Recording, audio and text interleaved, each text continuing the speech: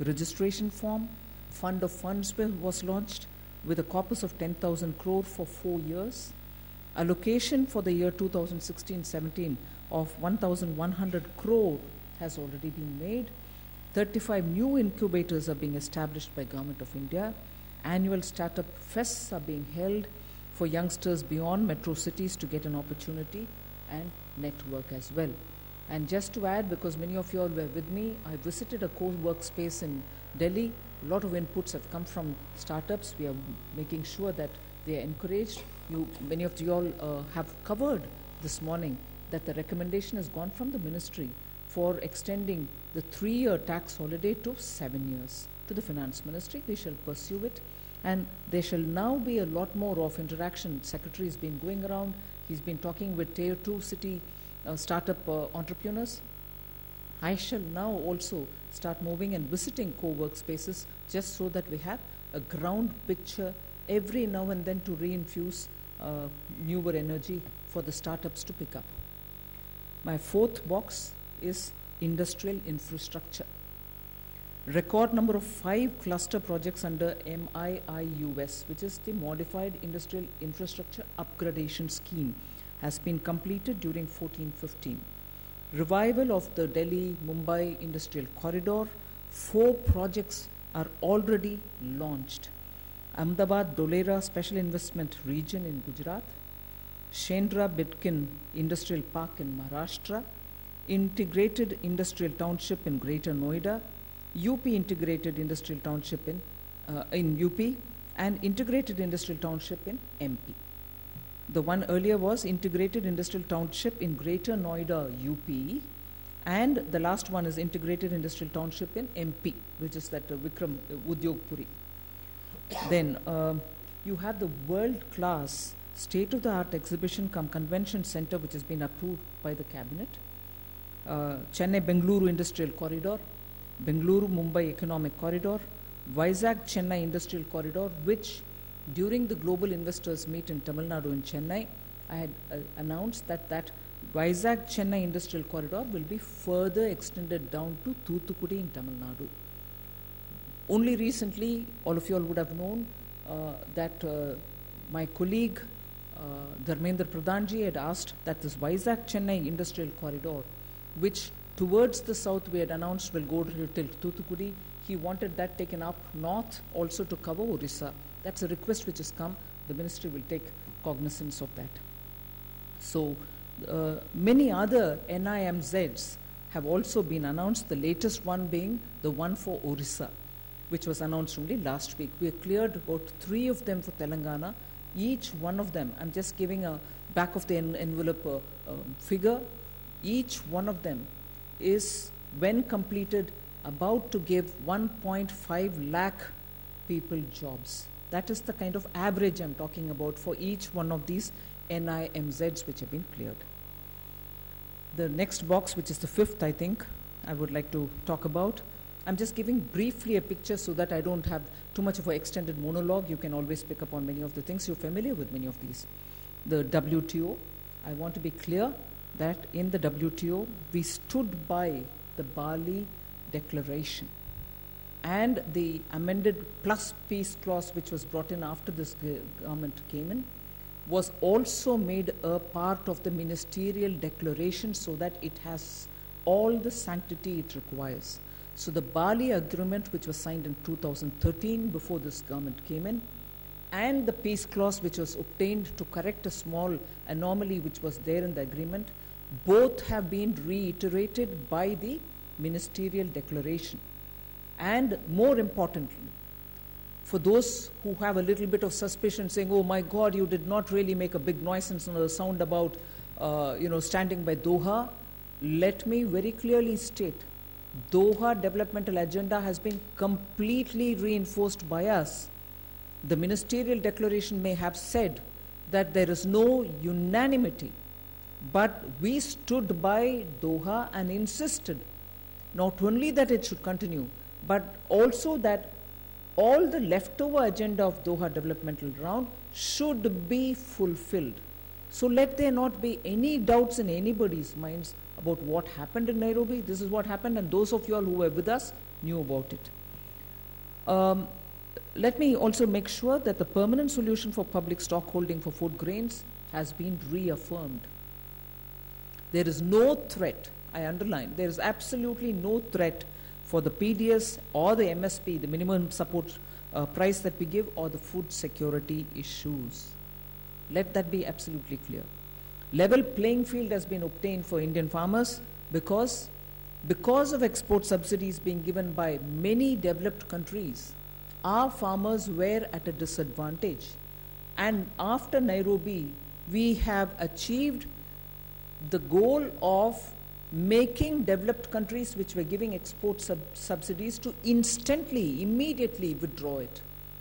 Post the Nairobi meet, advanced countries will have to withdraw every subsidy that they have been providing for their export. And therefore now, India's farmers stand a better chance of competing internationally, where the farmers are now going to come without any subsidy backup, and as a result, our farmers can be enjoying a level playing field. The special safeguard mechanism is something which we picked up, asked for reaffirmation, and also insisted that there should be a timeline given for them. So WTO, I have specifically gone into some details. The next heading that I would very quickly draw your attention to is support to exporters amidst strong global headwinds. I will certainly go into those 6 points that I want to highlight here so that you know in specific those that which have been taken to keep our exporters sufficiently backed up, insured, so that they don't face the headwinds. They are already in a difficult circumstance, but this is going to help them to at least face the troubled waters. Interest equalization scheme was introduced, and I'm happy to say till 31st March 2016, every amount which was given to the Reserve Bank and which therefore went to the Nationalized Bank to underwrite the interest equalization scheme have been completely utilized. The program or the scheme is well received, and the Finance Ministry, I'm glad to tell you, has readily, instantly released the next tranche so that exporters are not going to be facing any difficulty. So that interest equalization scheme, which was introduced in sometime September, October of 2015, has been received by exporters very well. Reduction in number of documents required for export and import has been brought down from 7 and 10 respectively to 3 each now. So export required 7 earlier, import required 10 earlier. Now both have been reduced to just 3 documents. The next one is about MEIS. That is the export performance-based incentive scheme wherein scrips are given to exporters, has been expanded. 110 new items have been added on to this list. The coverage also has been expanded. And therefore for exporters, it's very clear that MEIS is no longer confined to only a limited list which was existing before. 110 new items have been added. As part of ease of doing business and reduction of transaction cost of the exporters, government has decided to do away with, and this is very important, and I'm glad to say we have had several calls from a lot of exporters to tell us this has made a big difference. And what is that? Government has decided to do away with landing certificates required under the merchandise export from India scheme, the MEIS that I was talking to you about, which has been expanded to 110 new items, has one now ease of doing business angle which has come in, wherein people who were asked for landing certificates no longer need to give it. The TFA, you know, we have ratified the trade facilitation agreement, and based on that, a lot of seaport related activities are happening. Efficiency at the ports are improving. More than 20,000 entrepreneurs have been trained by the DGFT. The DGFT is here. 20,000 entrepreneurs have been trained by the DGFT's regional offices under the Niryat Bandhu scheme, training and outreach programs for exporters. So that's benefited about 20,000 of them.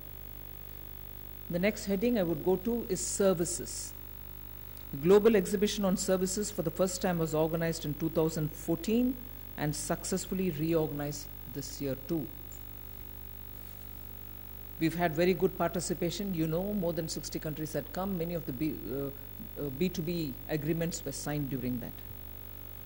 Now on the trade relations, a topic on which many of you all will really be interested, I want to point out specific developments in them. Expansion of India-Chile PTA has been approved by the Cabinet in April 2016. The India-EU BTIA negotiations, and I'm sure many of you all have seen my counterpart's email-based interview published in a paper today. She's very clearly said, because EU FTA is something all of you all are keen to know about, she said that she's written to me, and that there are no preconditions, and that, however, EU would want to have some of the misunderstandings sorted out, or some of the issues to be sorted out much before the talks can resume. It's the sum and substance of what she's written to me. She's recalled in that publication through an email reply. Those are the kind of things on which the ministry will definitely move forward. We want to work together with the EU. We want to have that agreement signed. We shall move forward and talk. Of course, dates have not still been given. But anyway, we'll move forward on that. The RCEP negotiations are actively moving forward. Negotiations are happening. Our team has been going. You have some of the team members being here. The chief negotiator is here. Australia, New Zealand, SEPA, India is negotiating comprehensive economic cooperation partnership agreement. That's also actively moving in. Of course, in all this, I just want to put the context in place. EU probably is going through a time where they're waiting for the outcome of the Brexit. Australia is probably going through a time when elections are happening in Australia. So I would want all of you all to keep these two factors in mind when we're talking about EU FTA and Australia FTA too. India is negotiating 2 FTAs with Israel. Then with the 6 countries comprising of the Gulf Cooperation Council also, we are moving forward for FTAs. We are reviewing the initiated ASEAN, India and Sri Lanka FTA. And there are newer initiatives which we need to take on board. Eurasian Economic Union, which includes Russia, joint study groups have been set up and first draft document is ready. Then again, a joint study group has been set up to explore the possibility of entering into an FTA with Peru. With Chile, we've had an agreement signed, the PTA, but with Peru, a joint study group's information is been set up to explore the possibility. So that's all also there. India-Iran PTA, a framework is being drafted. So those are the reports I want to give to you on the trade relations. The last 2 which I would want to draw your attention to before I finish off is the Twitter MOCI Seva, MOCI Seva, which has been used extensively for people who are seeking clarification, people who want information about commerce, industry in all its aspects, has been extensively used. In fact, some of the media people have covered as to what is the kind of response we are getting on that. I'm glad within 1 month, commensurate with the kind of usage which is happening, I like to report that 98% of the cases have been responded to. So, not just receiving, but responding within the given time is something I'm very glad that the ministry is doing very well on it. We'd certainly want people to get serviced at the earliest, bring in clarity for them so that business improves, and we've used technology in this purpose. As of just a 2-day back kind of figures, if you're interested, 750 queries have been raised, 735 have been cleared off, 15 are under process, which is about a 98% disposal rate. The last but not the least, as you would always hear people say, the new IPR policy. The policy lays down a lot of things. I just highlight a few. Outreach and promotion to create public awareness. Generation of IPRs. To stimulate the generation of IPRs, the ministry shall be working closely with innovators and trademark providers. Legal and legislative framework has also been highlighted. We shall modernize and strengthen service-oriented IPR administration so that administration and management of the policy is effective. We shall get value for the IPRs through commercialization. Enforcement and adjudication will be strengthened. The mechanisms will be mechanisms to combat any infringement of IPR will be taken up. And then, in order to develop human capital, we shall strengthen and expand human resources, institutions, capacities for teaching, training, research, and skill building in IPRs.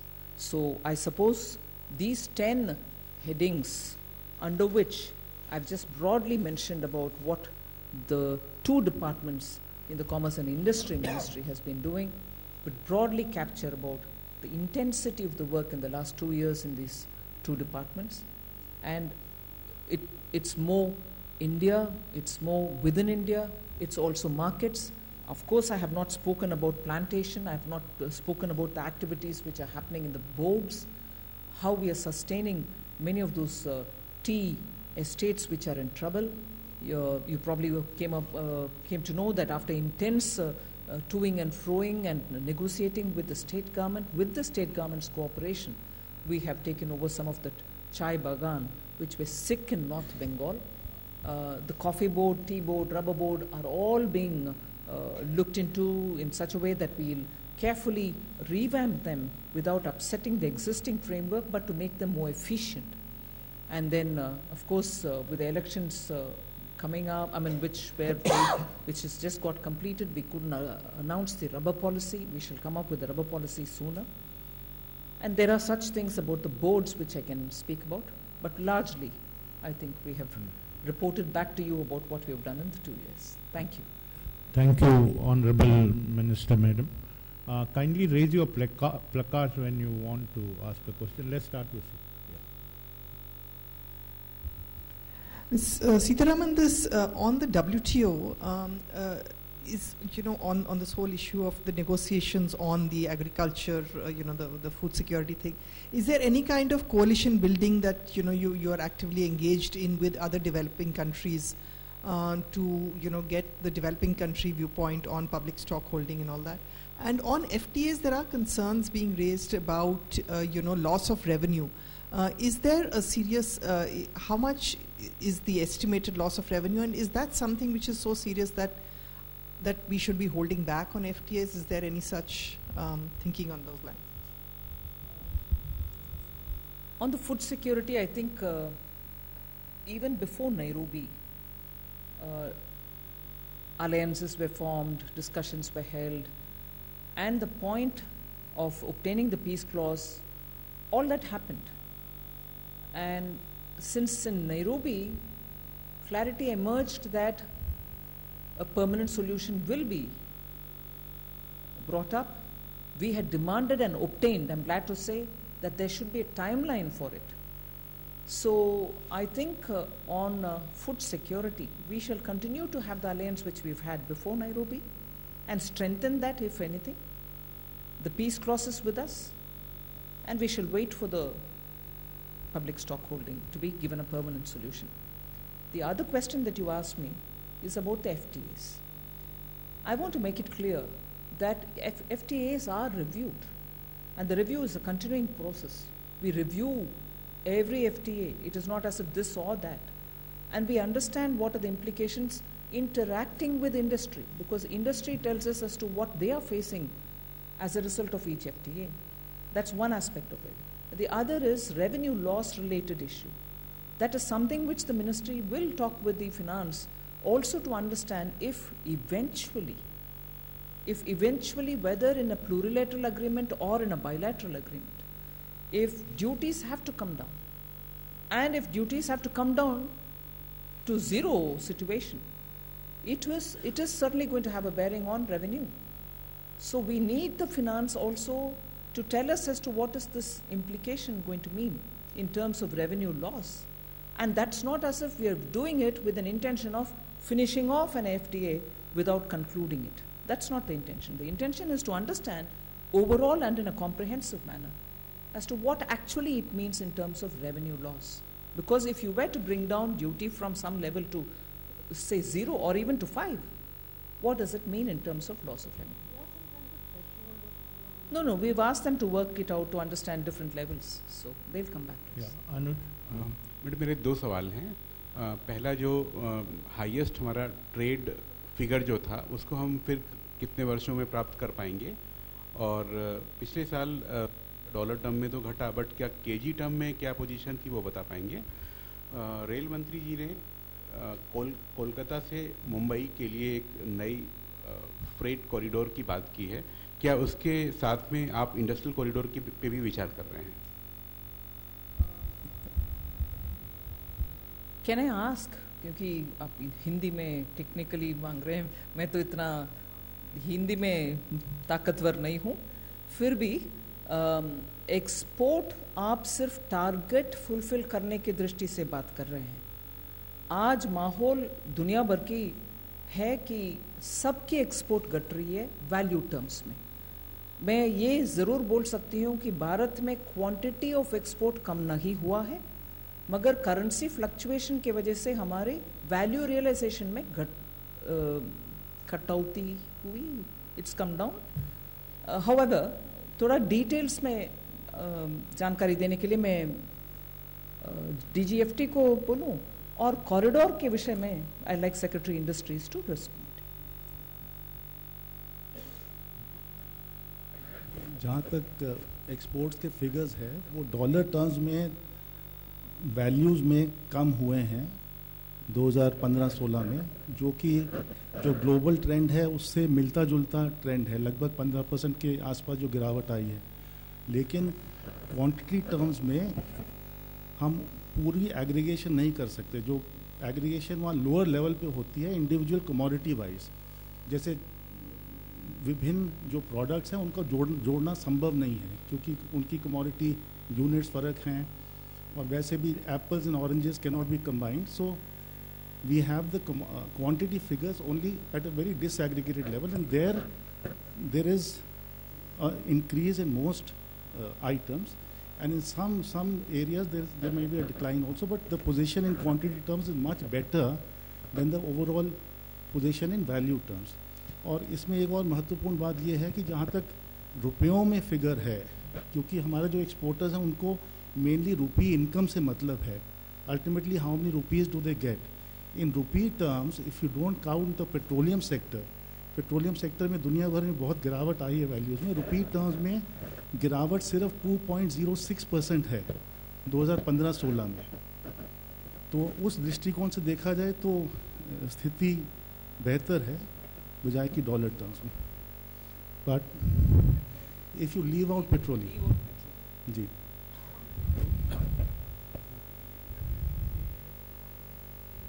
है KG terms में, इसलिए मैंने पूछा. 16% rise है KG terms में. ये set something वो कुछ स्पेसिफिक आइटम्स में होगा, और क्वांटिटी डिक्लाइन बहुत मार्जिनल है कुछ एरियाज़ में, लेकिन सामान्यतः quantities have tended to increase और रिमेन स्टेबल. इसके विस्तृत जानकारी हम आपको दे सकते हैं, कमोडिटी वाइज आपको विस्तृत जानकारी दे सकते हैं. वैसे भी DGCIS के वेबसाइट पर भी अवेलेबल है, और कुछ हमारे डिपार्टमेंट के वेबसाइट पर भी फिगर्स अवेलेबल होंगे.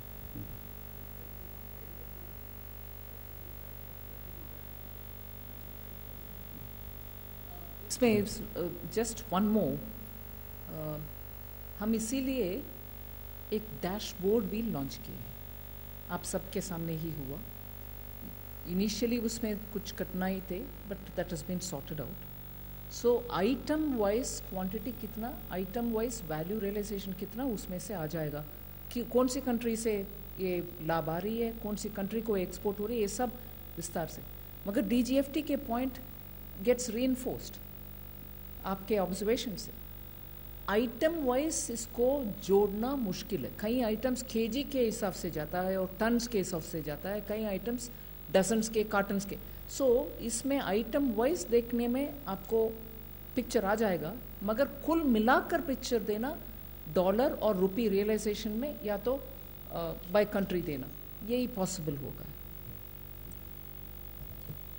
इंडस्ट्रियल कॉरिडोर्स के बारे में बहुत संक्षेप में मैं स्थिति आपके सामने रखना चाहता हूँ। दिल्ली मुंबई इंडस्ट्रियल कॉरिडोर के अलावा 4 और कॉरिडोर पर जहाँ हमारा काम चल रहा है, अमृतसर कोलकाता, चेन्नई बेंगलुरु, वाइजाग चेन्नई और बेंगलुरु मुंबई। इसके अलावा एक सरकार national industrial corridor authority, development authority निगडा बनाने जा रही है, जिसके लिए अब हम जल्दी ही कैबिनेट में जाने वाले हैं। और जो भी नए कॉरिडोर का प्रस्ताव आएगा तो वो अलग अलग इसी अथॉरिटी के अंडर में वर्टिकल्स बनेंगे। अभी जो माननीय रेल मंत्री ने अनाउंसमेंट्स किए हैं नए डेडिकेटेड फ्रेट लाइंस के लिए, तो उस पर अभी स्पेसिफिक कॉरिडोर बनाने की बात नहीं हुई है, इंडस्ट्रियल कॉरिडोर। लेकिन ये जो हमारे एक पे काम चल रहा है, और दिल्ली मुंबई जहाँ जैसे माननीय मंत्री जी ने बताया कि 4 नोड्स में ऑलरेडी काफ़ी काम चल रहा है, लगभग 8,000 करोड़ रुपए के प्रोजेक्ट अप्रूव हो गए हैं और काम चल रहा है, और ये 4 और कॉरिडोर पे हम काम कर रहे हैं। Yes, madam. Let's go. We'll come back to you. होगी उसके अगल बगल पूरा मिनरल बेल्ट है, उड़ीसा, छत्तीसगढ़, तो मुझे लगता है शायद यदि उस पर विचार करेंगे तो मिनरल्स और मेटल्स के ऊपर along with heavy industries and mines बहुत सारे हमारे चर्चा होते रहती है। So we are not working in isolation. In fact commerce और इंडस्ट्रीज मिनिस्ट्री, जिसमें ज़्यादातर पॉलिसी रिलेटेड एक्टिविटीज़ होता है, हम एक तरफा और अलग से हट कर के काम कर नहीं सकते हैं। हर विषय में inter ministerial activity and consultation के बाद ही कुछ भी तय होता है। जैसे आप सही पॉइंट कर रहे हैं कि yes, we will have to work closely with them in this particular corridor reference that you given. Ma'am, burgeoning trade deficit with China looks unsustainable in the long run. Of course, time and again, India has underscored the need for greater permeation in Chinese markets. Is there a clear roadmap ahead to contain this deficit? Yes, you're absolutely right. Bulging deficit is not good news. With China, we've had several rounds of talks and we are continuing so that our bulk drug industry has greater access to their market. We can have our IT-enabled services, which are often complaining that registration and getting to work there in China consumes a lot of time, and some of the requirements are very difficult to fulfill. These are kind of issues on which we are negotiating with the Chinese government. Third, about exports which go from here to China, there are several conditions which we are keen to fulfill so that we have, better access. Phytosanitary matters are issues which are often quoted. We've opened up and in fact invited teams from China to come and say, please check our conditions, be convinced that what we are exporting meets with international standards.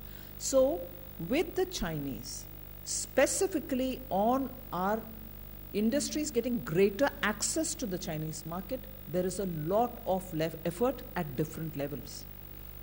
Simultaneously, in order to stop some of the Chinese goods from coming into country, where particular industries have cried that dumping is happening, which is causing injury to the industries, we are working very closely with the industries to collect data so that consistently we can take measures which are compliant with the WTO in order to bring in safeguard duties or anti-dumping duties. So on the one hand, we are trying to make sure that imports where it is unsustainable, where it is injurious, we will like to stop. And on greater access, there is work going on. Yeah, Rajesh. Good morning, ma'am. I'm Rajesh from the Wall Street Journal. I wanted to ask you 2 questions. Can we get to hear government's view on Apple's proposal for single brand retailing along with request for 30% local sourcing waiver, and also its proposal for importing and also locally manufacturing pre-owned certified phones? B, ever since the government came into being, we have seen the FDI rules being relaxed, more sectoral caps and everything being opened up. Do we expect some reconsideration on multi-brand retailing? The government hasn't changed the policy, but given the party's stand, no company will like to come. Thank you. On the Apple specific question that you raised, I like to state here that the Commerce and Industry Ministry, in particular reference to high-end technology-related retailing. Classic example is of Apple. Single brand being consistent with the existing policy. No change in the existing policy, I underline. Being consistent with the single brand retail policy. For specifically the high-end technology products, we took a line that we wouldn't mind waiving the 30% local sourcing requirement. I hope you have not lost out on the few ifs and buts that I've put in before. Single brand retail, high-end technology, and therefore for high-end product, which are already in the market in India. We are already buying Apple. We have not restricted them from coming into this country and selling. But if they were to do a single brand, we from Commerce and Industry strongly suggested that the local sourcing requirement can be waived. But I think now it is for finance, which has already taken a different position, but we will certainly talk with them on that and see what best can be done. That's on the Apple and local sourcing. What was the second? You were asking if there is a change in the multi-brand retail policy. Pre-owned certified iPhones and also do its local manufacturing, pushing. No, I think we wouldn't be in favor of whatever you may call them, used but refashioned, remodeled, updated, decked up, call it what you want. Used goods, we were not in favor of bringing them here. However, done up and certified they may be. That's a second. And on multi-brand retail, no, there is nothing at the moment for me to report to you than what exists. Madam, in the manufacturing sector, the rubber compounds are getting low price. There was a demand for Which sector? rubber. Yes. They're getting low price. There was a demand for price separation from the federal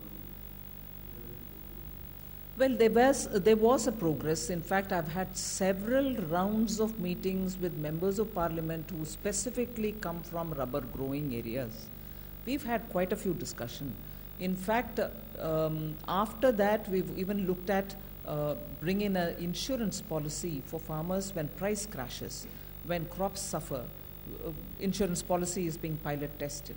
So there are, and as I said in my opening statement, we shall come up with a rubber policy, which we could have done earlier, but because of elections, we wanted to hold on. We shall soon release the policy. I told you I'll give you a chance, please. Madam, there is, I want to seek a clarification. In the ease of doing business, Gujarat is placed number one, ranked number one with 71.14%, whereas Andhra Pradesh is ranked 2 with 78.12%.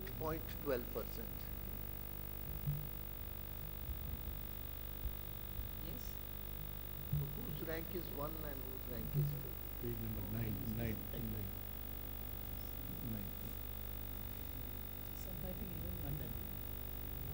That must be a typographical error. This is something which was released to the public even long back. So there should be a typing error which we'll correct. But the ranking will not change because that ranking was announced long time back. Yes, and Andhra Pradesh is number 2. The figures may be error in typing. Yeah, please. Forward, is there any target which has been set for this year?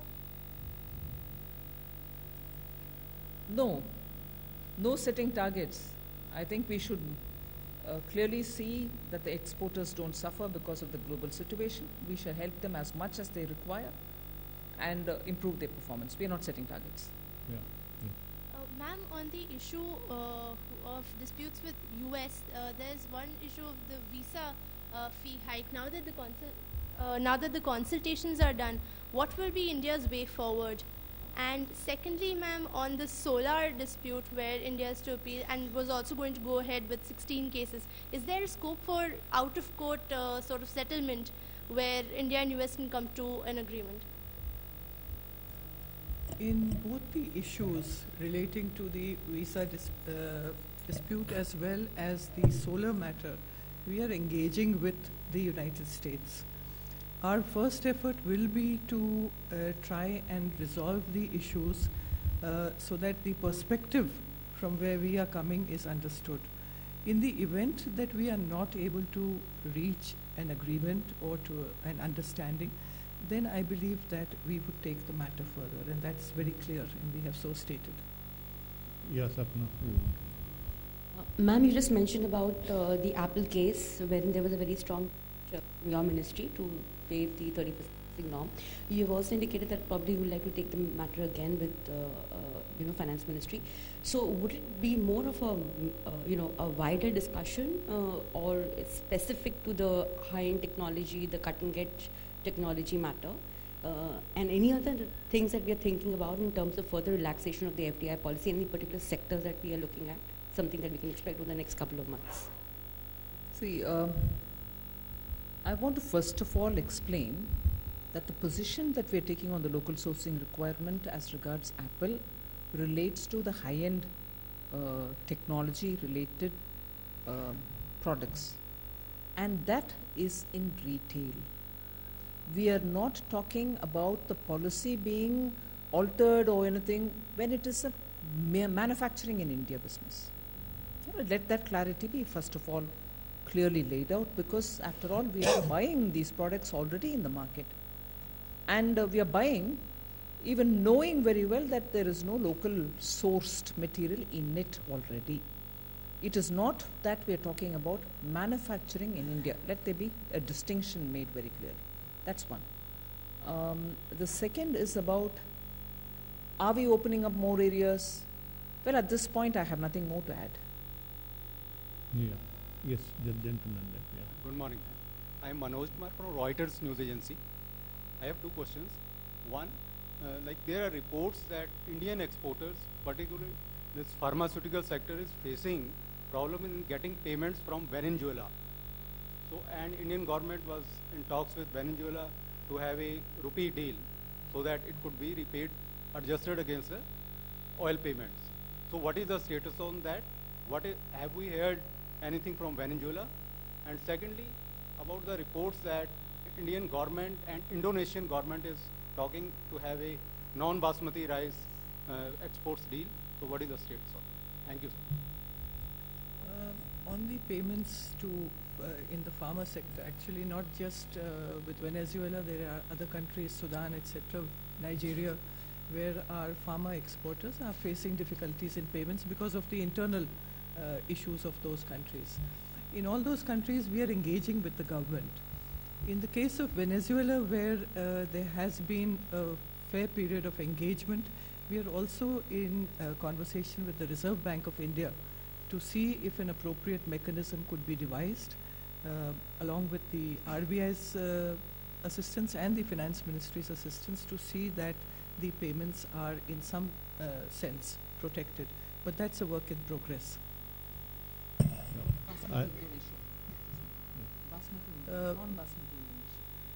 With basmati, non-basmati in Indonesia, we have on the verge of concluding an agreement. In fact, they are very keen to procure the non-basmati rice from India because that is what they do consume. Our prices are competitive, and the agreement between our STC and the counterpart in Indonesia is now being concluded.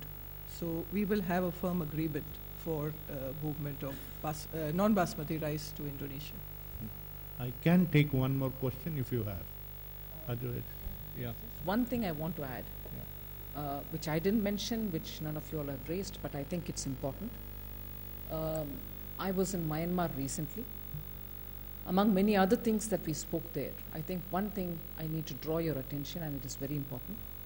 We are talking with Myanmar, and they're going very well. The talks are going very well on government-to-government import of pulses.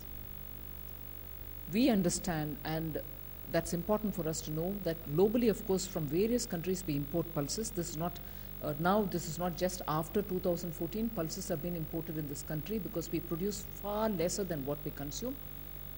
Pulses have been imported in this country over decades. But because of last year's unfortunate experience of pulse not reaching the market, we going from the government to procure the pulses in the last minute, And pulse being globally also not a commodity which is grown in large quantities, there was a bit of a difficulty. Anticipating the requirement of pulses for this year, we have started negotiations with the Myanmar so that we can get the pulses through the government agencies so that India will have enough stock of pulses and there shall not be speculation resulting in consumers suffering. We shall ensure that enough pulse come into the country. So negotiations have happened, and I'm glad to say that there is a positive engagement with Myanmar on that.